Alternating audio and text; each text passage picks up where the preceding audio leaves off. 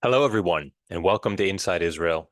I'm Joel Chasnoff, coming to you from Ra'anana, Israel, just outside of Tel Aviv. It is May 30th, 2024. And tonight's episode is called Au revoir l'enfant.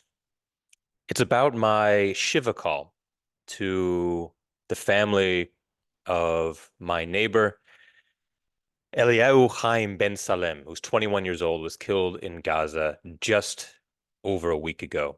I'd say exactly 9 days ago.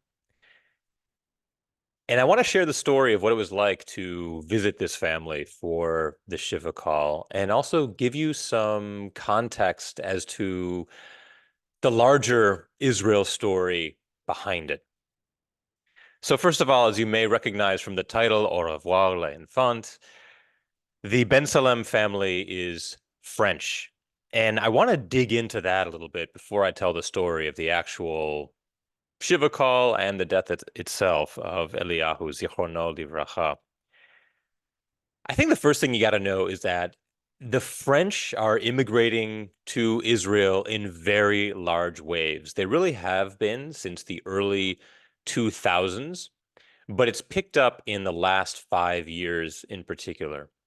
And it's hard to find exact statistics, but I did a lot of research, and the closest I can come is that since about 2006, 2007, so that's about 18 years, we've had about 75,000 French Jews immigrate to Israel. Now, that's a very large number, 75,000. The town I live in, Ra'anana, our population is just about 75 to 80,000. Now, they have not all moved to Ra'anana. They've moved all over the country, but for the most part, they've tended to concentrate in three areas.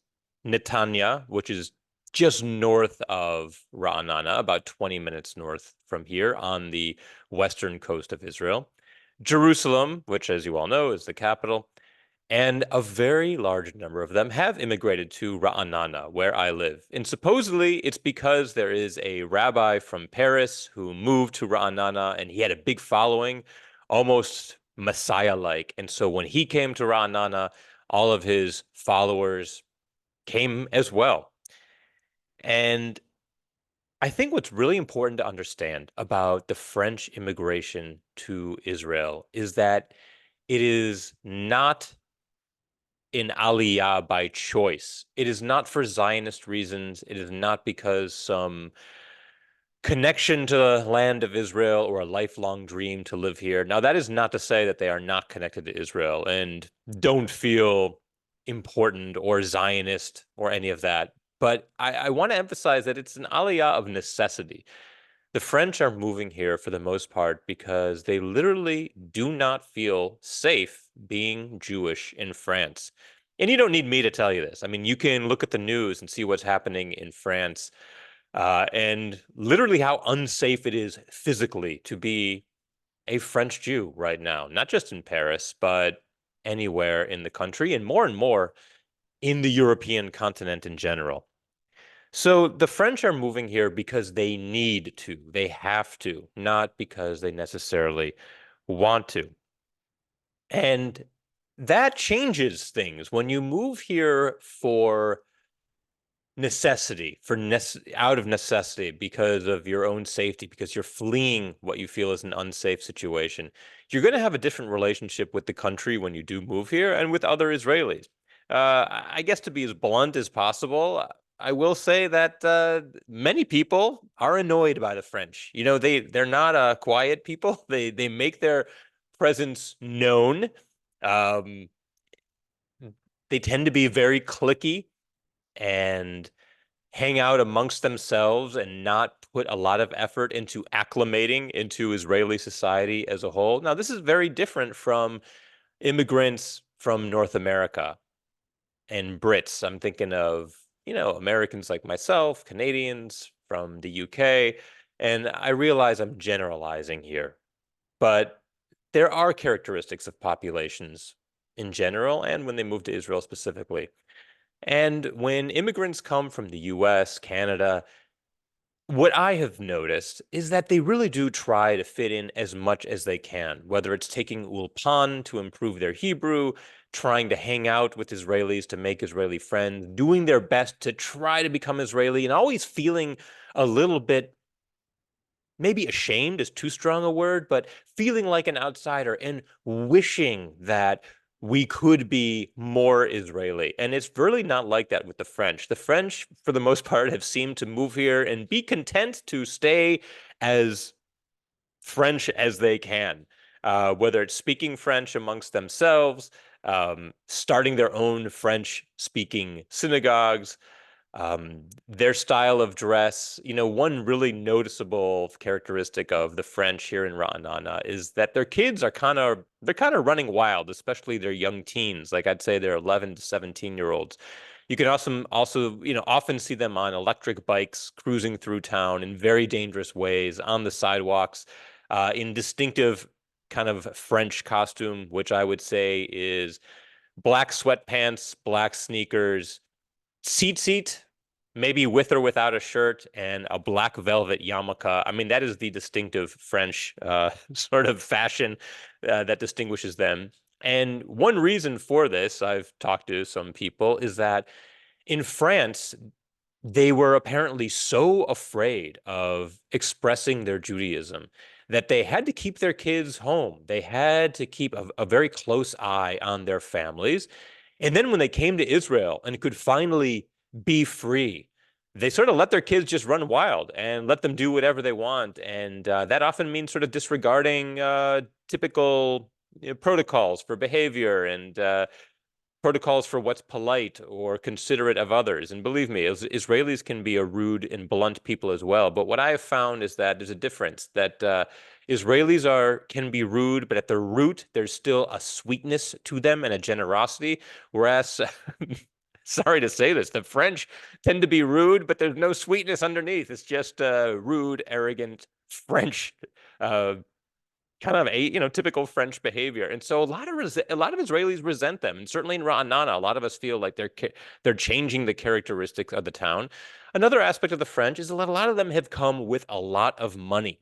They seem to have sold businesses, moved to Israel, and don't necessarily need to work, but sit in cafes. And look, this is not all of the 50,000 French who are living in Ra'anana, but their presence is felt. And there are certain French-only speaking cafes where they seem to congregate and hang out.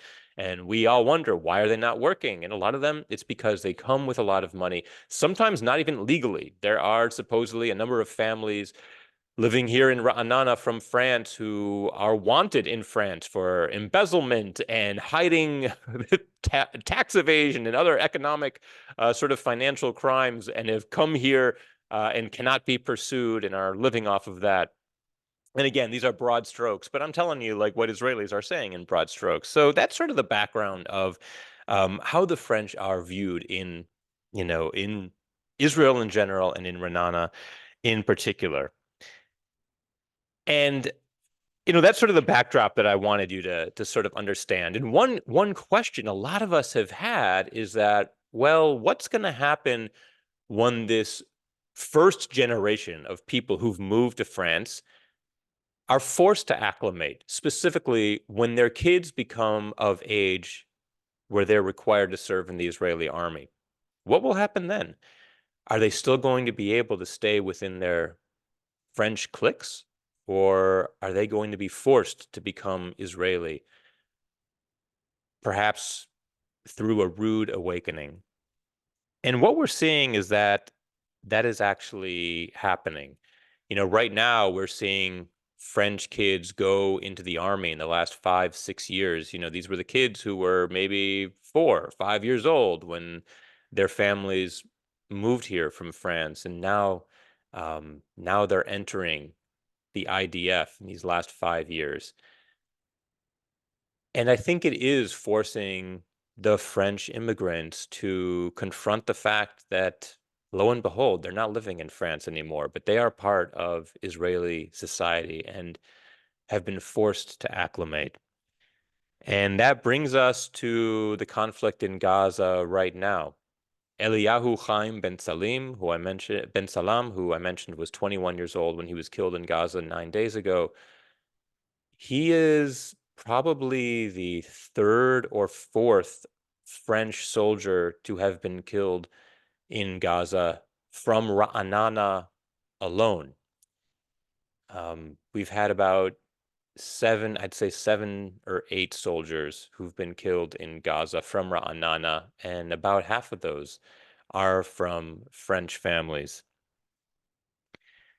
And what we've seen is a few things. First of all, the entire community is behind them.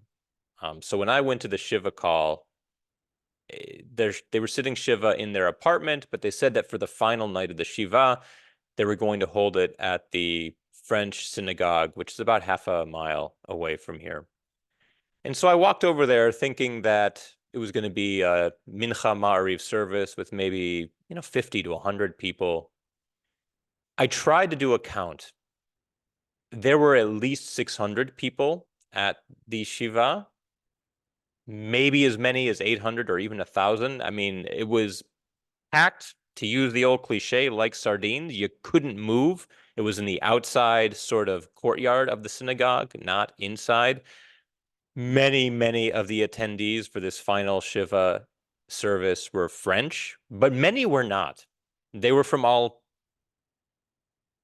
streams of Israeli society.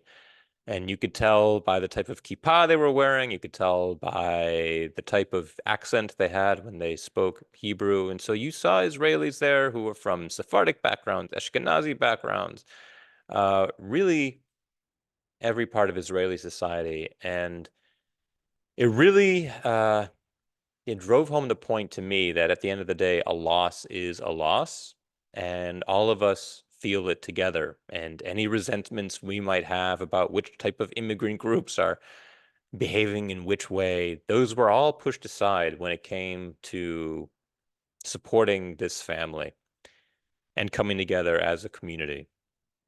So that's one takeaway I came away with. The other is just how strong the French community is here. I've used the word click and clicky a few times, but another way of saying clickiness is cohesiveness. They are extremely cohesive and supportive of each other. And let's not forget how difficult it is to immigrate to any country in the world, let alone Israel. Israel is an extremely hard country to move to. I think I might have mentioned before on this podcast that of all the North American Jews who move to Israel, who make Aliyah, 50% end up leaving Israel within 5 years because it is so difficult to live here. And North Americans, for the most part, we come out of choice. And so even when we want to, it's difficult. Now, maybe being forced to come here because you don't have a choice makes it easier because there really is nowhere else to go. I don't think the French have this other option, so they're here to stay. But they're extremely cohesive, and I got to hand it to them for the way they are supporting each other, and especially these families who have experienced the ultimate loss, which is losing, their child in combat. So I want to tell you now also about the story of how Eliyahu Haim Bensallem, Zichrono Livracha, was killed. I didn't know the exact story until one of the rabbis got up and told the story. Actually, it was the only rabbi who did not speak in French. Everyone else spoke in French, so it was a very strange experience to be at a shiva call where people were giving emotional speeches and people were crying, and yet you had no idea what they were saying. It was a very odd experience to be immersed in this pool of emotion and yet not have any comprehension of the words that were being said. And yet you knew at the same time that these words were affecting everyone. But there was one rabbi who spoke in French, and he told the story of how Eli died.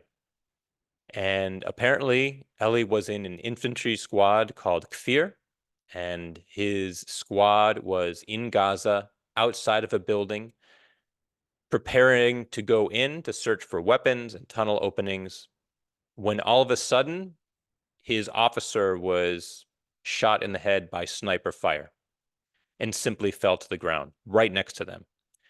And so the second in command, the commander, shouted for everyone to get down and get inside the building immediately.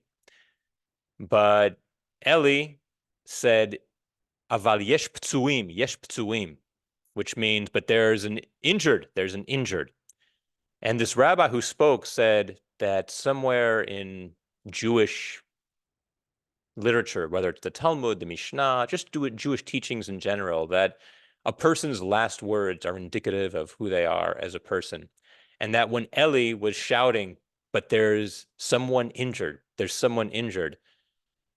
this is indicative of who Eli is. So Eli did not fall to the ground and go inside the building. Instead, he ran those few feet away to try to pull his officer inside the building to safety to try to save his life. And as he was bending down to pull his officer away, the Hamas sniper fired another bullet and took Eli down as well. And that's where Eli was killed. He was one of 3 soldiers killed by sniper fire. And when I heard this story of how Eli, this soldier in Gaza, just 21 years old, was killed, what immediately came to mind was all of those protesters on college campuses in the US, Canada, but really all over the world, who think they are so brave for camping out in a tent on the college green of their $70,000 a year schools, but who would never have the cojones, who would never have the balls to actually go into a combat zone and put their lives on the line for an idea that they believe in, let alone walk into the line of fire to save a friend, to save a comrade the way Eli did.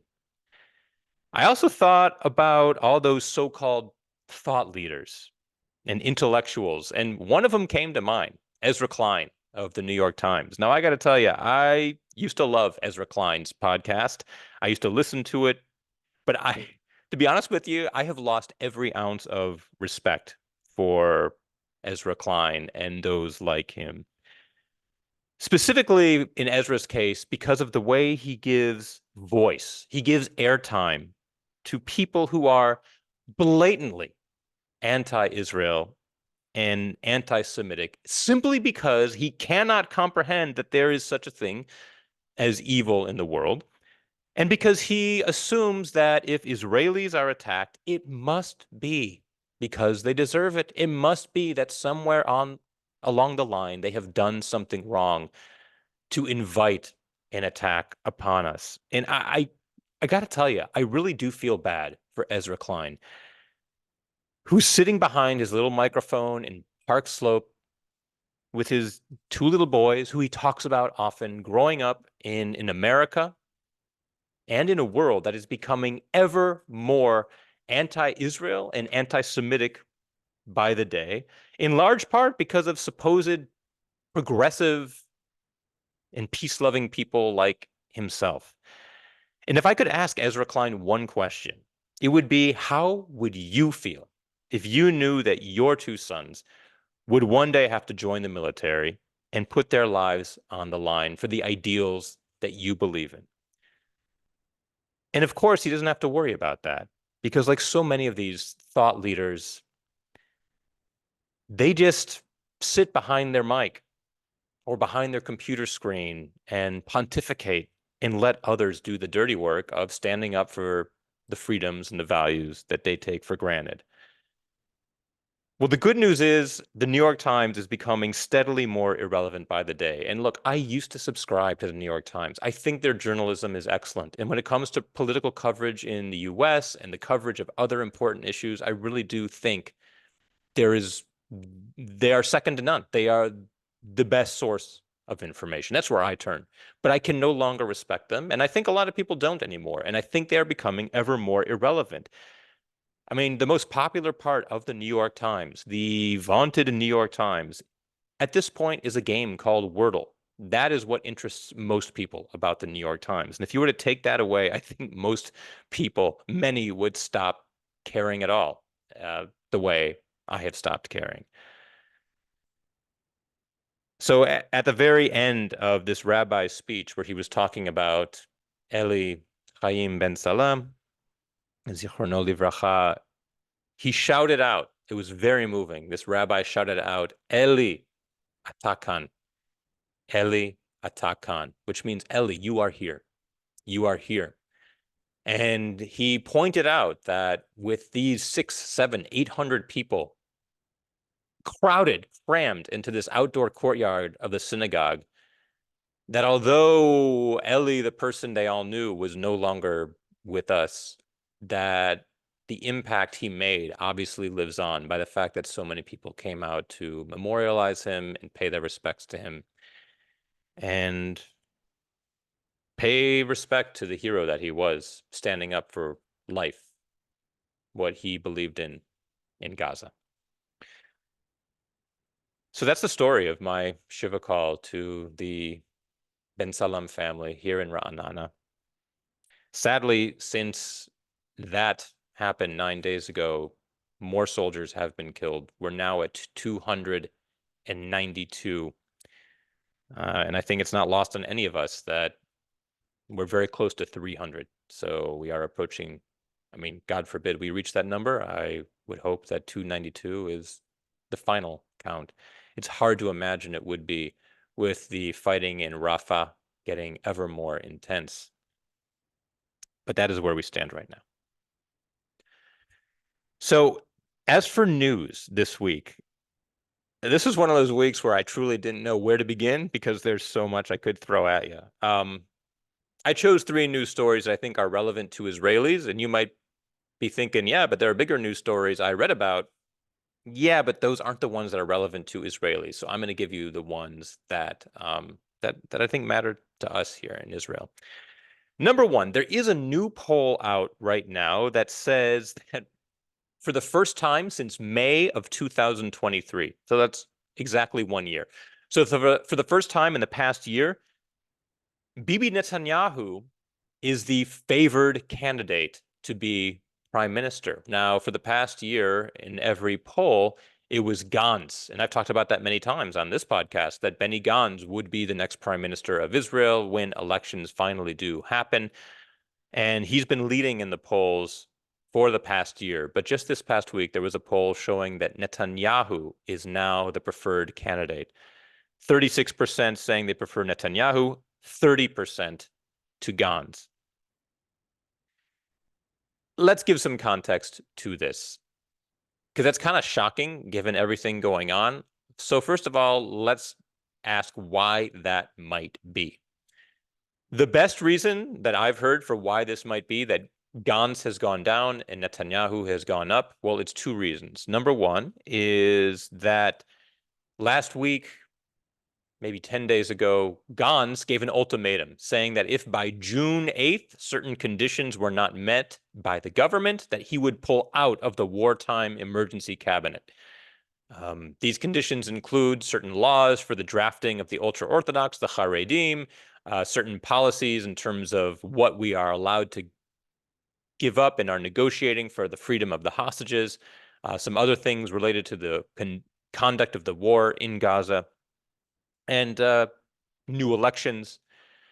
And so basically, Gantz said if these conditions are not met by June 8th, that he is going to pull out of the emergency government. And to remind you, Gantz is a former chief of staff himself, lots of military experience, a very trusted voice in Israel.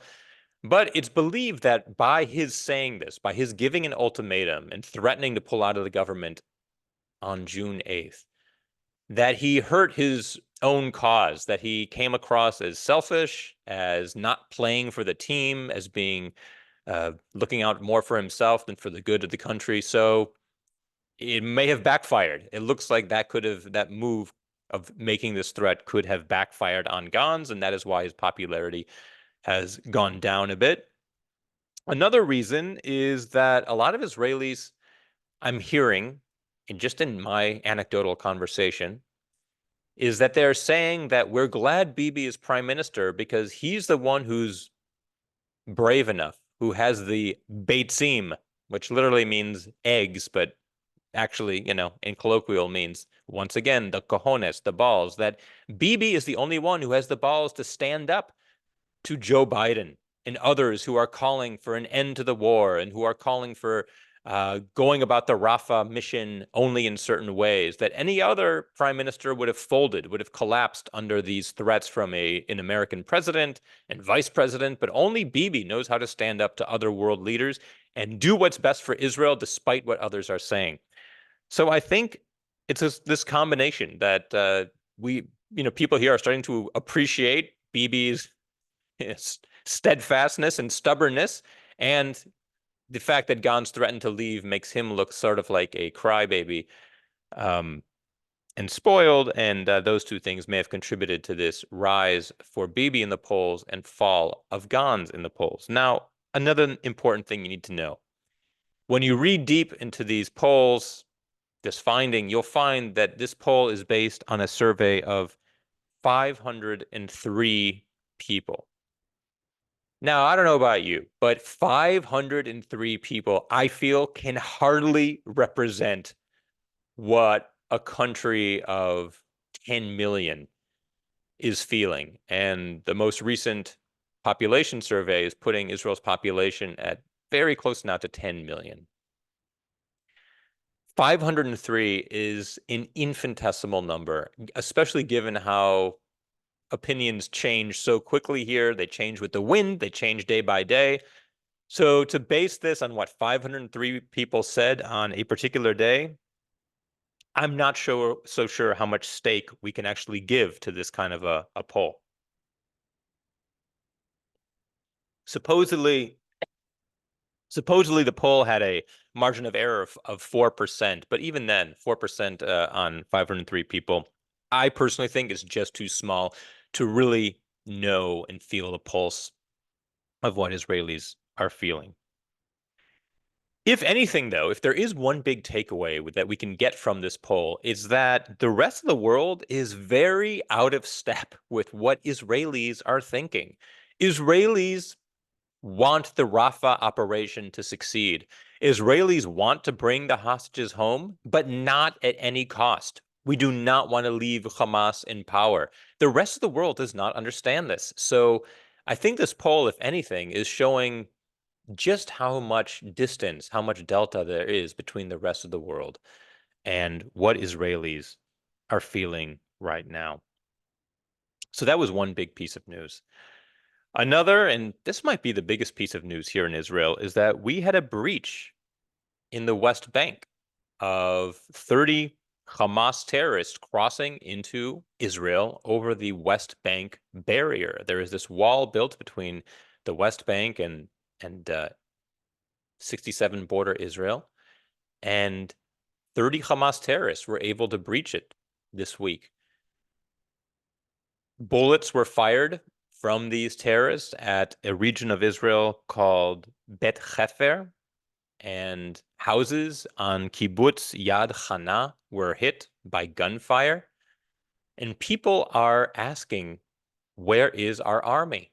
What is going on here that 30 Hamas terrorists were able to infiltrate into Israel? The plan all along, Hamas has made this clear, is to carry out future October 7th style attacks. And having these 30 terrorists cross over into Israel over the wall, and there's video, you can look online, you can see video of them literally climbing this very tall wall. They must have put up ladders on the other side, but you can see this and you can see them firing. People, it reawakened the nightmare of just how vulnerable we are. And people asking again, where is our army? How is this happening that they can even get over into Israel in the first place? Now, of these 30, 19 were captured and now detained and held in Israel, but that means that 11 got away. 11 Hamas terrorists crossing into Israel and able to get away. That's not good news. That's a third of them weren't apprehended at all.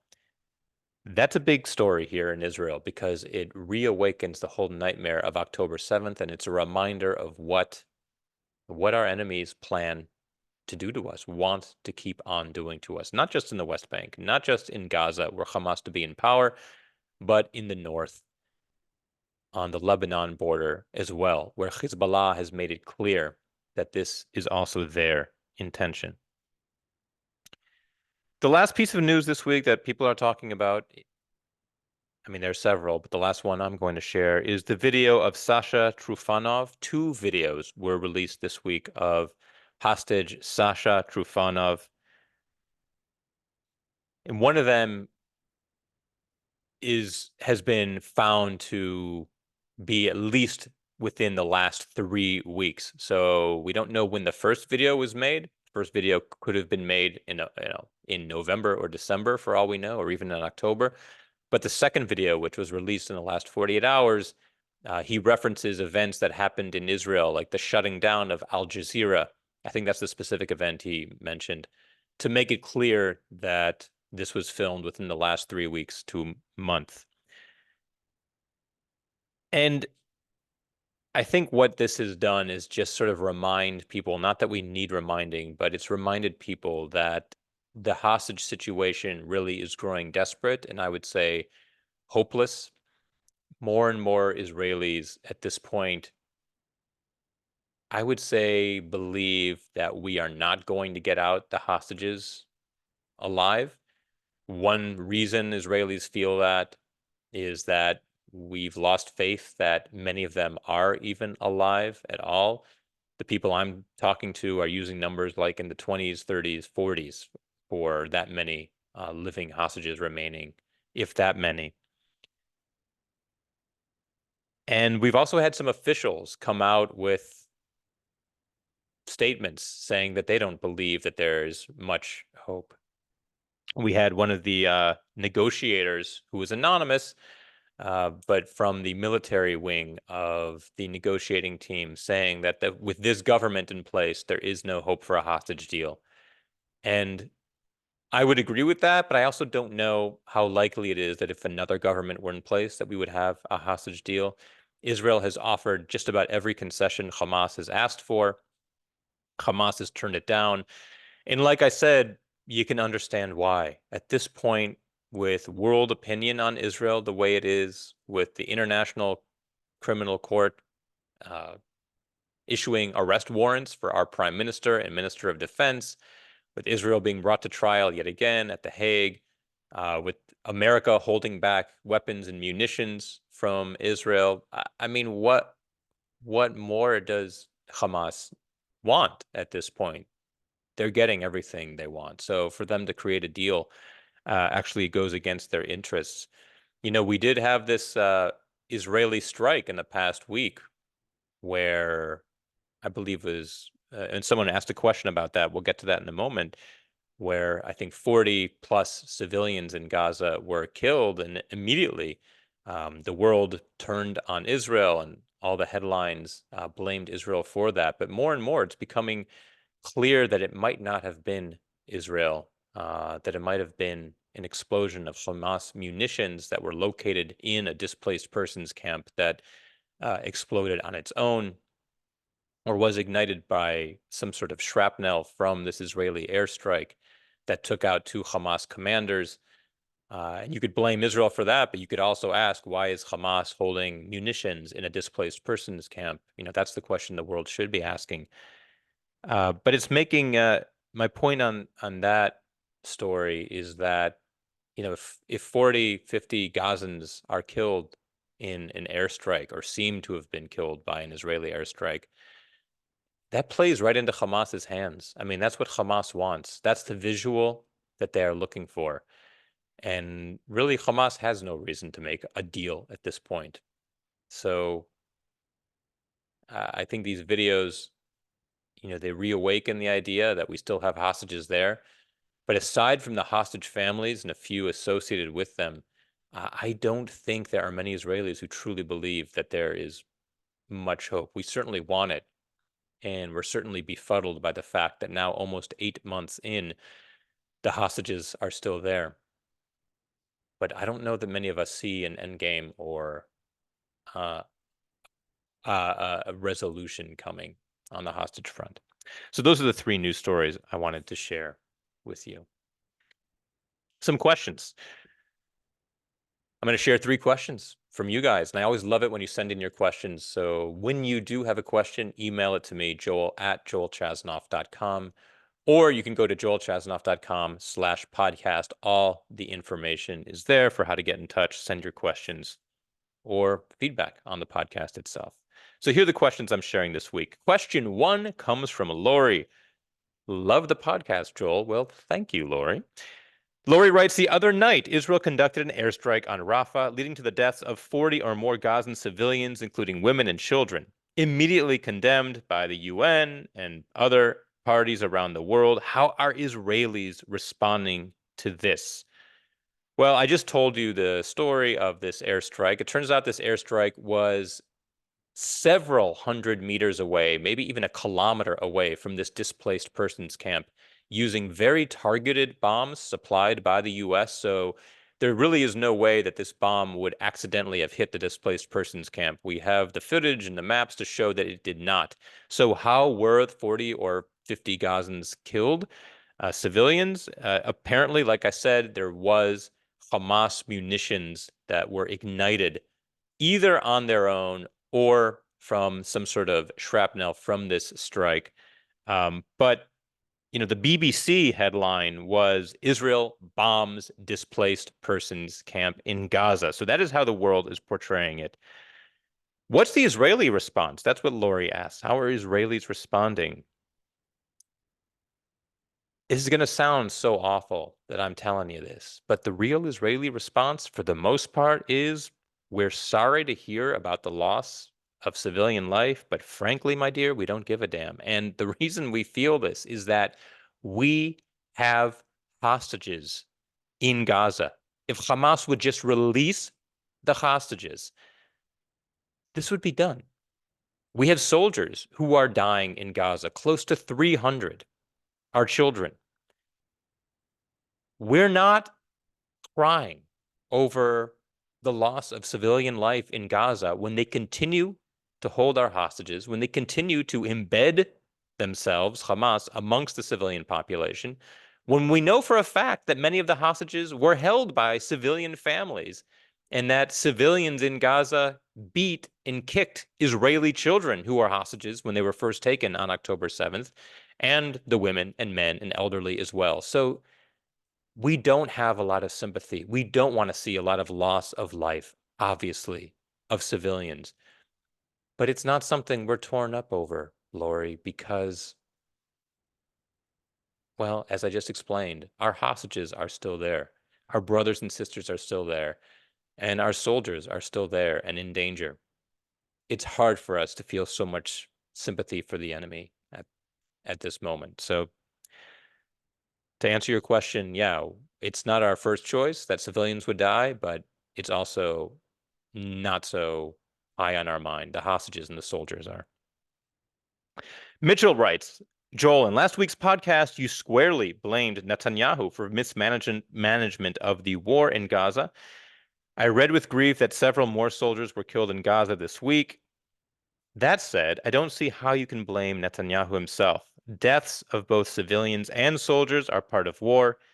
It's unfair to expect that soldiers would not be dying if some other leader were in power. I'm eager to hear your thoughts. And I hear what you're saying, Mitchell. I mean, how much can we actually blame any one prime minister or any one army commander or any one person when soldiers are dying in Gaza? But I do think Netanyahu shoulders a significant part of the blame here, specifically when it comes to Rafah. And I've mentioned this before.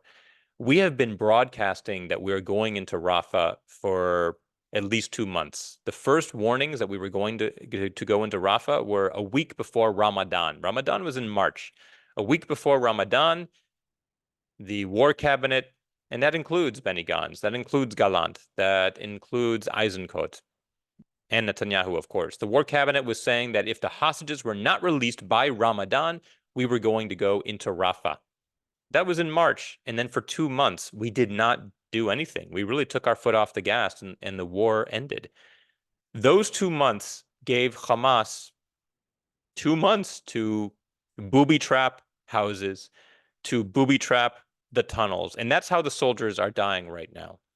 They're dying from booby trapped buildings that the soldiers go into. tunnels that we attempt to blow up, and when we go into the tunnel, bombs explode, and by sniper fire, like Eli was killed 9 days ago. They're able to find the right positions, these snipers, because they've been given so much time. So I do blame Netanyahu for giving our enemy so much of a head start by declaring over and over that we're about to go into Rafah and really taking away the element of surprise.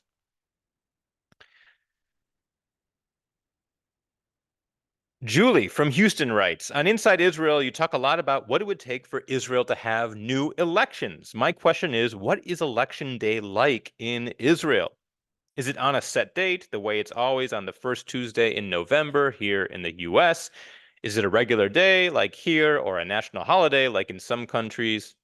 And keep up the good work. Well, thank you, Julie. I'm glad you're enjoying the podcast.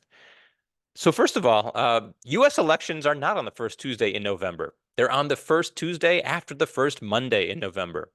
A little interesting fact. I think a couple of years ago, the first Tuesday in November was November 1st, and so elections were on November 8th. It's the first Tuesday after the first Monday in November in the US. But here in Israel, there is no set election day. When we have elections, it is set by the Knesset. But I think more importantly is that election day is sort of a holiday here in Israel. People don't go to work typically. Kids don't go to school. So, Israelis are bothered by the fact that we've had, what, 5 elections in the past 3.5 years, but kids love it because they get another day off from school every time there's an election. I remember in the US voting in a school when I lived there, and the kids were coming into school as I was in the cafeteria casting my ballot. Well, here in Israel, there is no school on an election day. And the government really does make a big effort to get people voting here in Israel. If you live in a town that's far away, like if you're scheduled to vote in a lot, the government will pay for you to be transported to a lot so that you can cast your vote. Now, a lot is a vacation town. So yes, you need to show proof that you actually have residency and voting privileges in a lot. Otherwise, everyone would be saying, hey, I'm from a lot too. Give me a free trip down to the southern vacation Riviera of Israel. But Israelis do take elections very seriously, at least the national ones. Sadly, for municipal elections, local ones, turnout has not been so high, which is not a good thing. But for national elections, Israelis tend to vote in high numbers. I would expect that the next national election, whose date is not set yet, will have record-breaking high numbers. Whoever side you're on, you are going to vote in the next Israeli national election. But it is a day when Israelis dedicate themselves to voting, and so they don't go to school or do the normal daily activities. And that's the way some European countries have it as well. It's been talked about doing that in the US. So far, it hasn't happened. We do not have online voting. We do not have mail-in ballots, I should add. I guess the feeling is here that everyone can get to a poll on election day. But thank you, Julie, for that kind of inside Israel look at Israeli life question. That concludes this week's episode. Next week, the broadcast will take place on Wednesday night. That is June 5th, and that's because I'm leaving on Thursday for another U.S. tour, a very short one. So mark it down. It's going to be Wednesday, June 5th at 9 p.m. Eastern Time. And in the chat right now, I'm going to put the links that I've mentioned before. First of all, joelchasnoff.com. That is where you can sign up for the newsletter, and that is where I send out the links every week for the live broadcast. I also included the links to Apple and Spotify. That is where you can listen to this. If you can't join for the live broadcast, you can listen on Apple Podcasts or Spotify. And if you do, I'm going to ask you, please give a rating to Inside Israel. These ratings on Apple, Spotify, other platforms are really what helped get the podcast out there.